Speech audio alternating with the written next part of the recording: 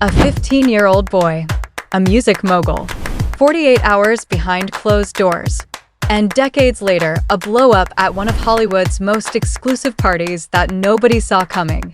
What really happened between Justin Bieber and Usher, and why does it trace all the way back to Diddy? Let's set the scene.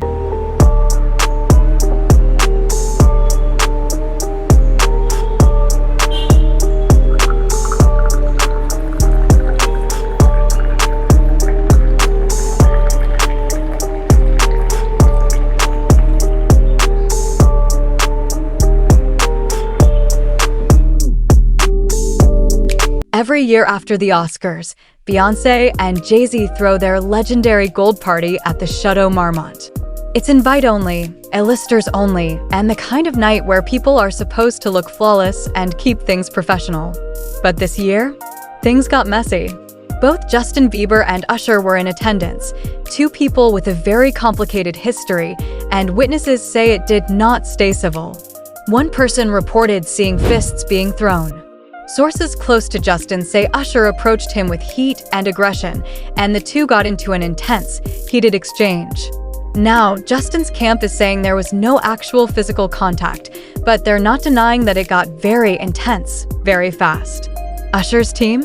Complete silence. Usher and Justin Bieber got into it at an Oscars after-party hosted by Beyoncé and Jay-Z, and TMZ has learned things got heated. Sources connected to Justin tell TMZ Usher approached him at the party with what they described as energy and anger, and the two got into a heated exchange. The sources say although there was no physical contact, it was intense. TMZ's reached out to Usher's camp to see if they have a consistent story, but we have not heard back. We're told Justin's been trying to erase everyone in his past, and one source connected to JB told us he's always been rude to Usher. Still, it's unclear what the argument was about, though we're told it didn't drag on. With Beyoncé and Jay-Z hosting, the guest list was insane. Taylor Swift, Travis Kelce, Michael B. Jordan, Tiana Taylor, Kris Jenner, Kylie Jenner, and that's just to name a few. And of course, Justin's wife, Hailey Bieber, was in attendance. As of right now, it is unclear if the cops were called. As a die-hard believer, I'm really sad about this. Usher and Justin have been longtime friends. Let us know what you guys think about this. And honestly, if you understand the full history between these two men, none of this is surprising.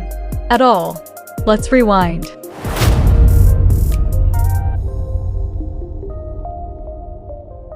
Most people know the origin story on the surface. Usher discovered Justin Bieber.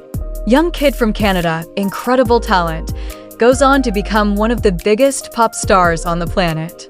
Heartwarming, right? Except the full picture is a lot darker than that.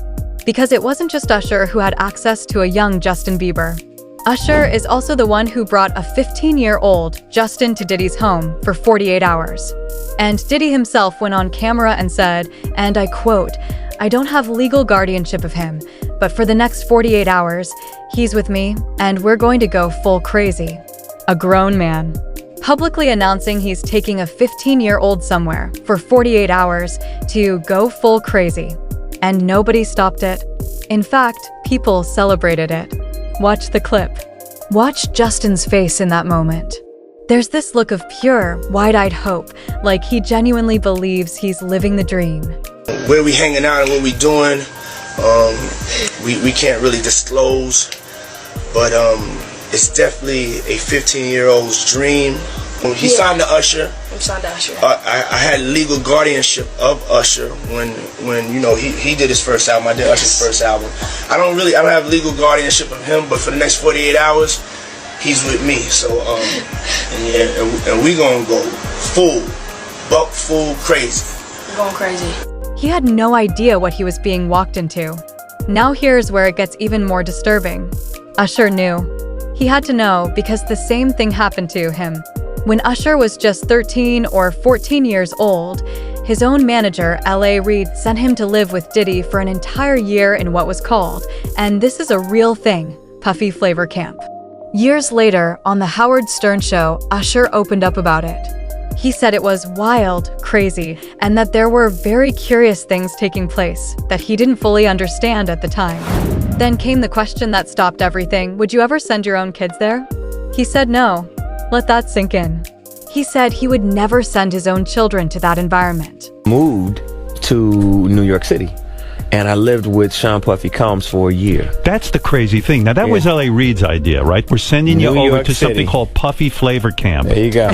To learn Flavor Camp. Yeah, Flavor that's what Camp. it was called. And you're going to go to Puff Daddy's. He's going In the 90s, do you understand what that's like? Puffy's place was like just filled with chicks and orgying like nonstop, right? No, not really. I Come mean, on. but it was curious. I got a chance to see some things. Yeah, but you were 13. What were you I seeing? went there to see the lifestyle. Right. And I saw it. I don't know if I could indulge and understand what I was even looking at. It was pretty wild. It was, So nobody it was crazy. tried to, some woman didn't come along. I didn't say that. What I did say is that there were very curious things taking place. And I didn't necessarily understand it. Does he have you doing any chores? Are you doing dishes at all? I mean, to keep you humble somewhat? Can you stay up till 4 a.m. with them and party? I mean, I could. I actually stayed up longer than them. You're a dad now. Would you ever send your kid to Puffy camp? Hell no. See?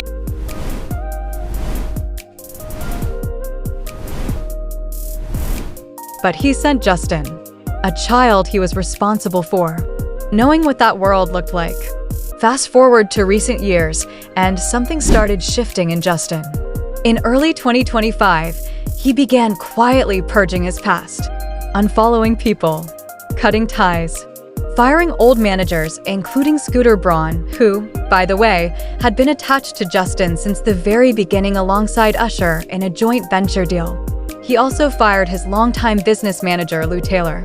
And around the same time, there were quiet reports surfacing that money may have gone missing over the years, large amounts, and Justin had finally started connecting the dots. One by one, the people who had controlled his life since childhood were getting cut off. And Usher was on that list. It also makes sense when you look at the business side. Justin sold his music catalog for around $200 million. Both Scooter Braun and Usher had their names attached to that deal.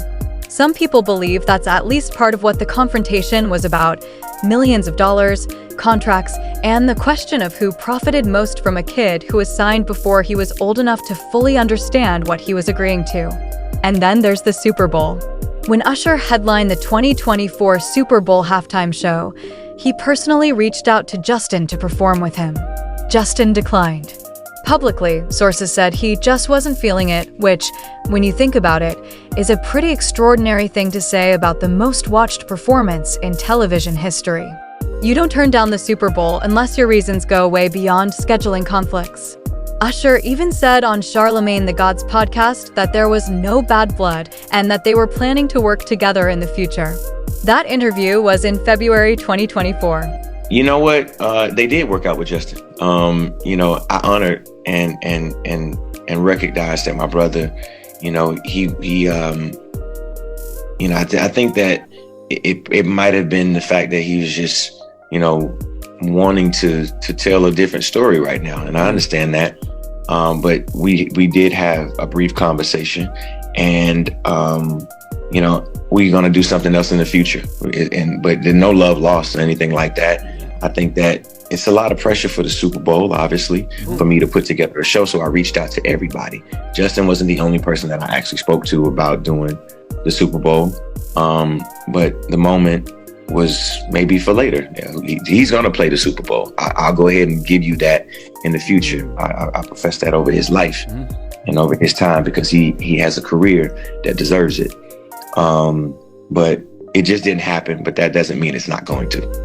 Just weeks later, Justin unfollowed him. So what is this really about? It's about a grown man who is finally, in a position to look back at his own childhood and call it what it was. Justin Bieber became a global superstar before he was old enough to drive. Now, if everything we've uncovered about Justin's past is true, the exploitation, the loneliness, the trauma, then a question begs to be asked.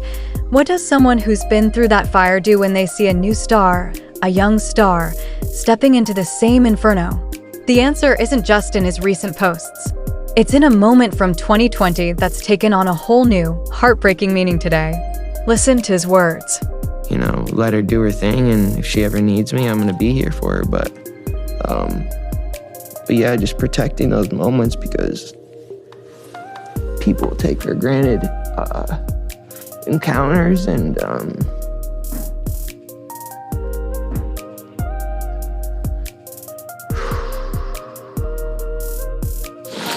yeah, so So, yeah, I just want to protect her, you know? I don't want her to lose it. I don't want her to, you know, go through anything I went through. I don't wish that upon anybody. So, yeah, if she ever needs me, I'm just a call away.